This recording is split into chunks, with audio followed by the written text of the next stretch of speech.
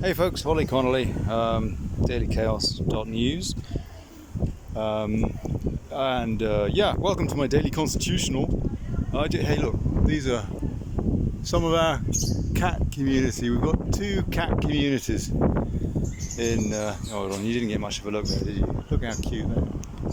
We've got two colonies in my barrio, my neighborhood.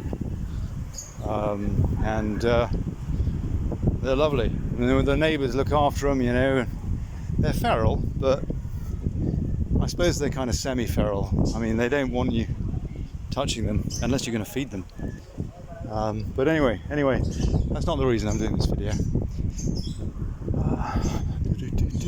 Look, I've got an idea, which I think that people should chew over a little bit for the protests in London. Because, I apologise about my hairy nose, by the way. Because the protest the other day, when you compare it to the one in Trafalgar Square, people protesting against the loss of liberty, quite rightly, in my opinion, given that the mortality rate is only 0.002%, which, I don't know, to my logic does not constitute a pandemic. But you tell me. But I'm not a scientist, neither are most of the people that are telling us we're COVIDiots.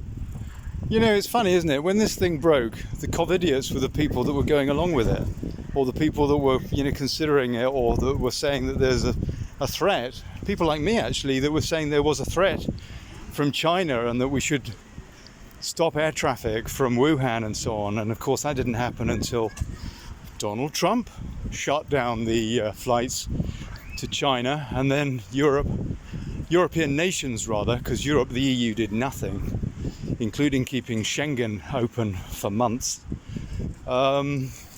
until he'd done that. So there you go, there's your fact check Facebook, there's your fact check CNN, etc. So if we're going to protest, wherever we're going to protest, it's all very well, but we're clearly living in police states, where people have to walk around looking like an idiot like me, if they don't want to get a fine. I mean, there's undercover cops in Spain. Strictly speaking, I should have it over my mouth and my nose, like everybody else here on the promenade, including the kids. So I have to keep my eyes open and hope for the best, I suppose. But anyway, look, if we want to try and have protests that are not going to be slapped down by riot police, in contrast to the protest on Sunday in Oxford Circus, where BLM, Antifa, Soros, whoever they are, were protesting, many of them without masks, and the police were in regular uniform, not riot gear, and just standing idly by, letting them protest. No, of course they didn't do that on Saturday in Trafalgar Square for those people just wanting their freedom. If we want to try to be safe, to try to negate the concern of the police coming in and getting all heavy-handed, if I walk down here I can take this bloody mask off and don't have a threat of being fined thousands of euros, because I'm on the beach, and on the beach we're allowed not to wear a mask. Isn't that kind of them? Apparently a sea breeze is all right. Oh yeah. Then we need respected elders of our community involved in those protests. It's all very well having folks, like you and me, who are barely known, if at all, standing out and about. But the thing is that we don't grab any headlines because we aren't celebs, man. Whereas if we had some of our, if you like, elder statesmen from the community involved in these protests, it would be far, far harder for... Yeah, but Boris doesn't want these kind of headlines where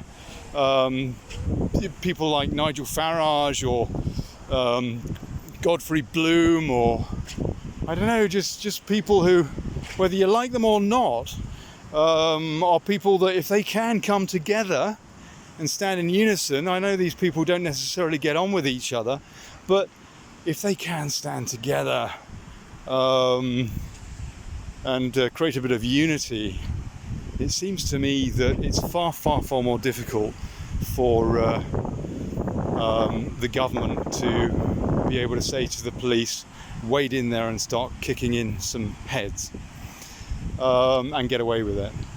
So my suggestion to everybody involved in these events is to try to encourage some of our elders,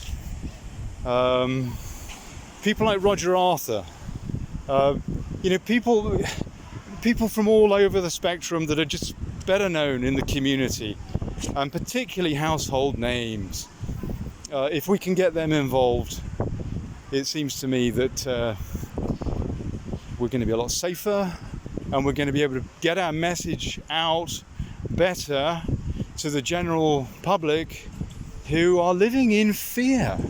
Because let's face it, they're sheep, bless them, which we all were at one point, I think, near as damn it, unless you were, born with an amazing brain.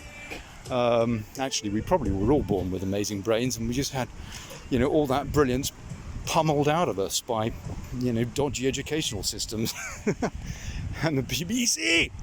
So anyway, there you go. That's it. Thought for the day. Big protest in London on Saturday. Yeah, we need all the boots on the ground that we can get. And no, I'm not going to be there because I'm in a different bloody country. I'm fighting battles from behind my keyboard. Yeah, I'm sorry. But trying to give some input where I can, and, like so many of you. And it just seems to me that this is a way to try to get our message across without being... without the media being able to say, look, they're all a bunch of thugs. And they weren't. On Saturday, anybody that saw the video, I posted in a few places, for example, from Trafalgar Square, that super video, an hour and a half long, which showed the police tactics, which were atrocious. To try to prevent that, to protect ourselves, and to get the message across better, and for the media not to be able to brand us something that we're not. We need leadership, and we need to look to our elders for that, people that are in the public eye, whether we agree with them or not. If we can get together over this, it's a pretty important thing. All right, okay, that's it. Olly Connolly, dailychaos.news. Catch you about. God bless you.